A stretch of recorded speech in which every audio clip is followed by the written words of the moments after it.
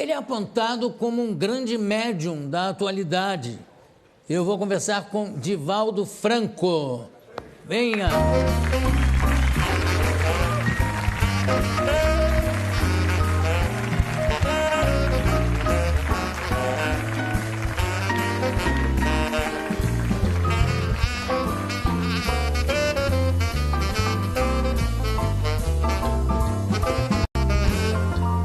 Muito obrigado pela sua presença aqui no programa.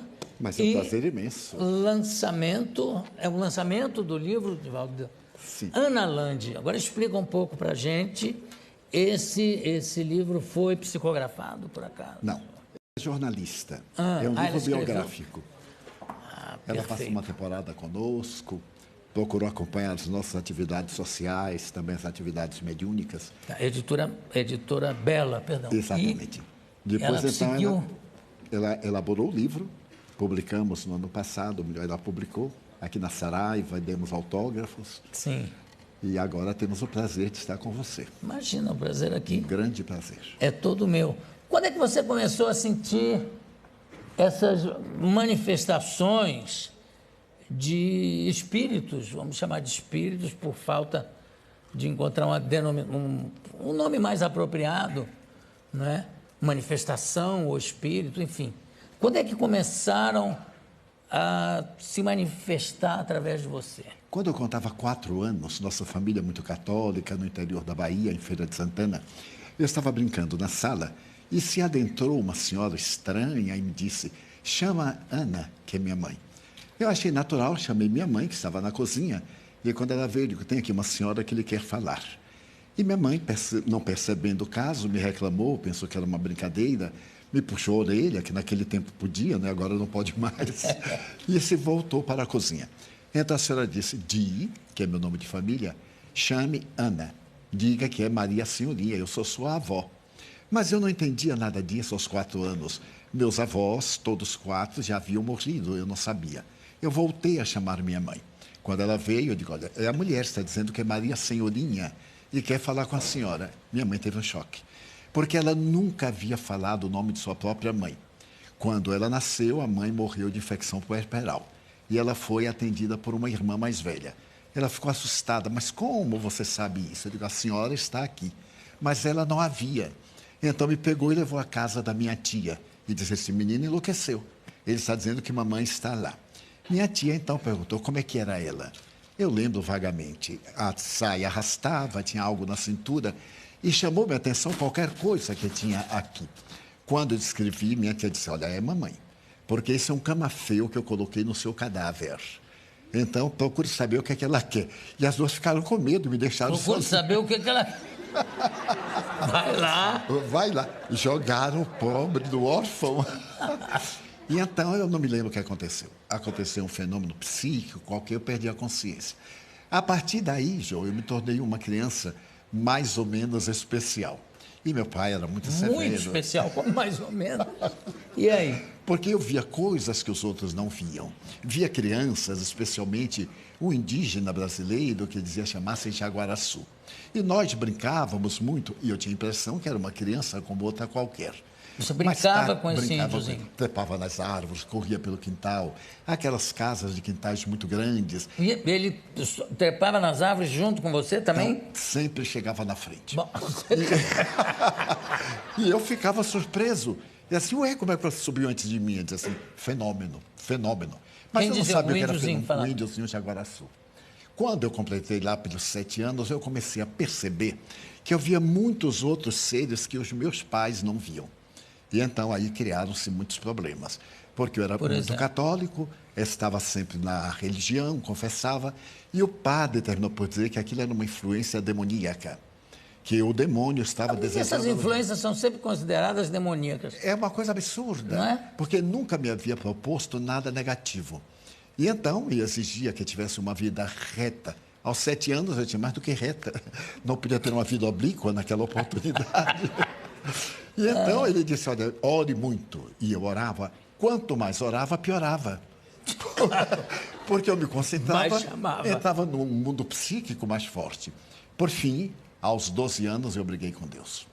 Porque eu disse para ele: você não aguenta o diabo, como é que eu vou aguentar? Se você que criou o diabo não aguenta, como é que eu vou aguentar? Faço de tudo, oro, confesso, comungo. Nesse ínterim eu adoeci. Morreu um irmão meu e eu fui ver ele estava caído no meio da rua e eu tive um impacto muito grande.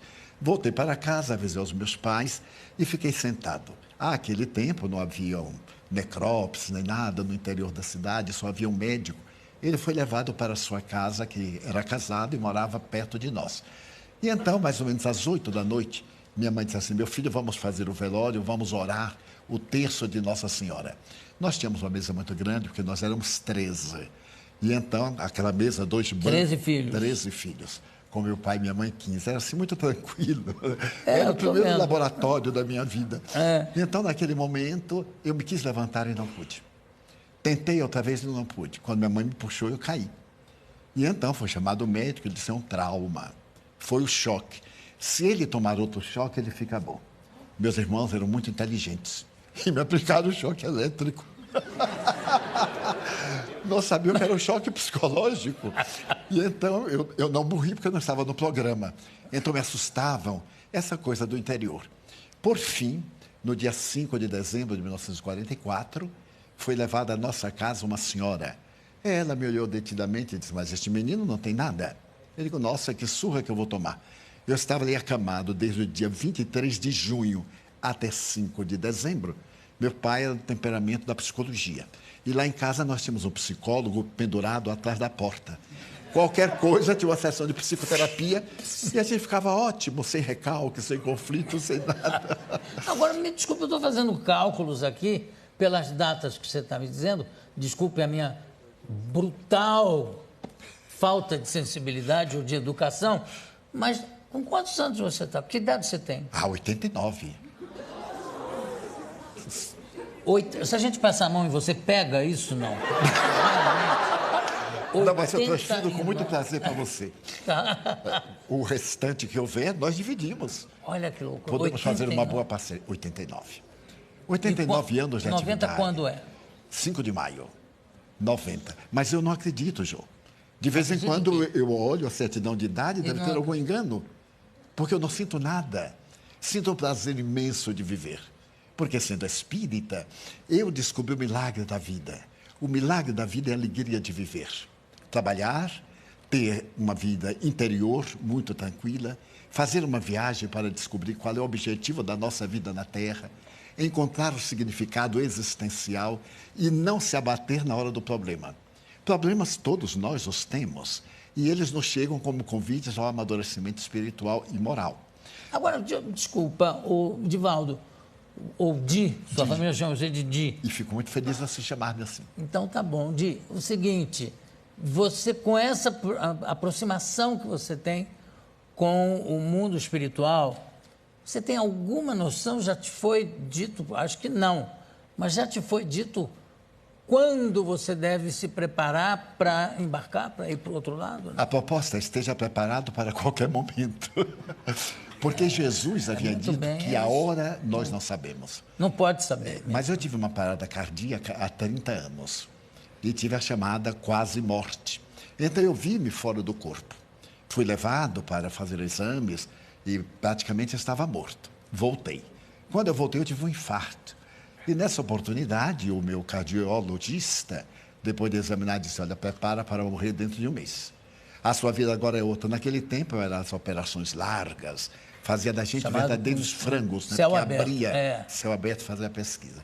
E ele disse: olha, Edivaldo, se você tiver o maior repouso, você viverá mais de 30 dias. Mas não pode mais se alimentar como antes, não pode falar. Imagina, dizer isso a um baiano que não pode falar.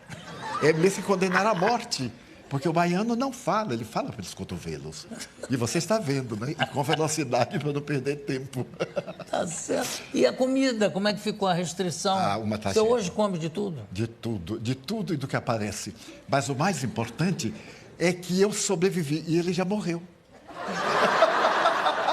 Eu fui ao enterro, fiz uma oração muito bonita, agradecendo a Deus antes ele do que eu.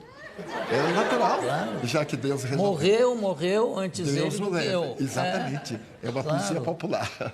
E então aqui estou, mas estou muito feliz. E você trabalha, qual é o tipo de trabalho que você exerce nesse sentido da espiritualidade. Você tem... Eu não sei como usar essa nomenclatura e, de repente, falar uma coisa absolutamente errada. Mas é um centro espírita que você tem? Nós fundamos um centro espírita em 1947. Sei. Mas Aonde como é? cidadão, em Salvador. Como cidadão, eu trabalhei para uma autarquia do governo, que era o IPASE. Hoje são 4 letrinhas muito queridas, INSS. Todo brasileiro gosta dessas letras, né? Porque isso faz parte da felicidade. Então, trabalhei para o Instituto, aposentei-me em 1980 e dediquei tempo integral ao Espiritismo. E como é que é? Você tem... É um local... Nós temos uma você comunidade. recebe pessoas... Recebemos. Nós educamos crianças. Somos pioneiros na América Latina com os lares substitutos. Nós tínhamos uma casa grande, um lar, um orfanato convencional. Depois nós criamos os lares substitutos e hoje temos uma comunidade que recebemos diariamente mais de 5.000 pessoas. Mas você faz, por exemplo, você tem o dom da cura, vamos dizer assim, não? A cura todos nós temos, João. Porque é uma energia que nós possuímos, todos nós. Quantas vezes alguém chega até você indisposta, lhe aperta a mão e você transmite algo, a pessoa diz, mas foi tão bom estar com o Jô. Essa irradiação de simpatia, de alegria de viver, é transmitida como também de pessimismo. Uma pessoa chega, lhe aperta a mão e lhe transmite uma dor de cabeça. Então, nós intercambiamos. A atividade das curas para nós espíritas é muito relativa à verdadeira cura interior. Porque não adianta curar-se de um mal de fora e, em próximo período, adquirir outro mal. Agora, como é que você faz de... Eu estou vendo que o seu trabalho é impressionante, inclusive, no sentido de acolher qualquer pessoa, não importa qual é o credo, enfim. Mas a gente sabe e sente que tem muito picareta nessa área, não é? Como é que você faz para combater isso? Você dá palestras... Você explica alguma coisa? Como é que você faz? Que eu acho que é um dever até. Já proferi mais de 13.000 conferências. Em 70 países, mais de 2.500 cidades. Demonstrando o falso do verdadeiro. Não é o indivíduo dizer que ele é portador do dom da mediunidade, ou que ele cura, faz isso, porque são falsários. Esses indivíduos enganam a boa-fé. O povo é muito fácil de manipular. E quando o indivíduo se apresenta com títulos de aparência grandiosa, principalmente misteriosas, sobrenatural, do fantástico, então há um mito em torno do indivíduo. E as pessoas deixam-se iludir. Graças aos ingênuos é que tem os exploradores. Claro, uma coisa não existe sem a outra. Nós procuramos demonstrar que a verdadeira cura é interior. Se eu me melhoro, eu não reflito qualquer enfermidade. Como diz a Organização Mundial de Saúde, não existem doenças, existem doentes. Pessoas predispostas às enfermidades. A função do Espiritismo é guiar o indivíduo numa ética de sabedoria, torná-lo melhor, fazê-lo cidadão, fazê-lo indivíduo comum no meio de todos, porém diferente na conduta. Certo. Nós vemos hoje a crise mundial. Não existe crise mundial, existe crise do indivíduo. Indivíduos vazios que perderam os objetivos essenciais. E esse indivíduo vazio, ele se comunica com outro e cria esse estado mórbido do pessimismo que todos estamos vivendo. Eu vou pedir para mostrar um filme que tem aqui. Não sei, acho que é um documentário que a produção, eu não vi. A produção me disse que é uma coisa espetacular, que é muito bom. Então eu queria compartilhar com a plateia, com o pessoal de casa também. Virem, solta para a gente ver, por favor. Favela do Pau da Lima, Salvador, Bahia. Em meio ao abandono da periferia, um oásis construído ao longo de 63 anos. O Portão Azul dá acesso à escola e comida a 3.500 crianças pobres e atendimento médico a 2.500 adultos, todos os dias, tudo de graça. 400 voluntários atendem à convocação do fundador. Uma verdadeira cidade com ruas, casas, biblioteca, hospital, padaria, que ele planejou e ajudou a construir. Que loucura isso! São quantas pessoas?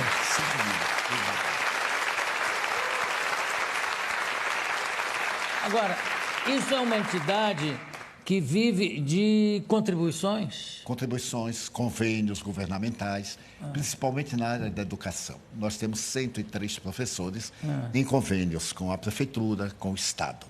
E recebemos também mantemos alguns convênios com o governo federal. E você, por exemplo, qual é a sua mediunidade? É de psicografar, como era o Chico Xavier? Sim.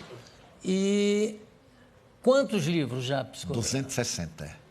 De que autores, vamos dizer assim? Tem autores Rabindranath específicos? Tagore, que foi o grande poeta indiano, né? Viana de Carvalho, Joana de Ângeles, mais de 60 espíritos. Agora, a diferença entre nós e outros autores é que nós cedemos os direitos autorais não só para a nossa obra, como para outras instituições. Porque o lema do Espiritismo é a caridade. Mas não apenas a caridade de doar, a caridade moral, a caridade de compreender os outros. Cada qual tem o direito de crer ou de não crer. Eu respeito mais um ateu digno do que um religioso hipócrita. Então, a grande coisa...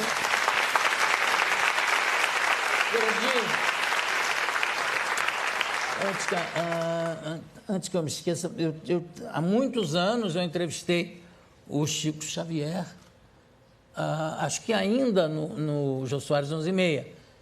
E, de repente, teve uma coisa engraçada que ele relatou uma viagem que ele estava fazendo e o avião começou a sacudir, não sei o quê, e ele teve medo de morrer. E alguém que estava com ele disse assim, ué, mas você está com medo de morrer? Eu disse, não, eu não tenho nenhum medo de morrer, mas não quero morrer agora. Sabe, não precisa ser tão imediato esse meu encontro, sabe, pode ser postergado. E, graças a Deus, o avião seguiu viagem e tal. Você tem medo desse encontro? Não, não tenho. Já me acostumei. A essa altura do campeonato, eu estou preparado para tudo. Porque já viajei muito de carroça, de avião e de navio, tudo que existe. Então, já estou... Acho que você provavelmente vai morrer de gasto, porque quando chegar nos 100 e poucos... Muito obrigado, 120, 100 e poucos. Mas essa é a minha perspectiva. Né? É. Um amigo, eu estive adoentado, e um amigo muito gentil disse, não se preocupe de morrer, você está muito bem, pode morrer. Mas quem lhe disse que eu quero morrer? Não, eu quero viver, sou espírita, mas eu quero viver um pouco aqui na Terra. Eu ainda não realizei todos os meus ideais. E depois disso nós criamos uma maternidade para atender partos sem dor. E para poder fazer também partos que não sejam cirúrgicos. E temos um resultado fantástico. Não, eu acho que o resultado fantástico já está espelhado aqui na sua presença. Eu quero agradecer demais a presença deste humanitário, não vou chamar de espírita, vou chamar de humanitário, que é o trabalho, é o que ele é, tá? Divaldo Franco. Muito obrigado pela sua presença. Mas sou eu que agradeço, Jô. Demais. Você não faz ideia da emoção.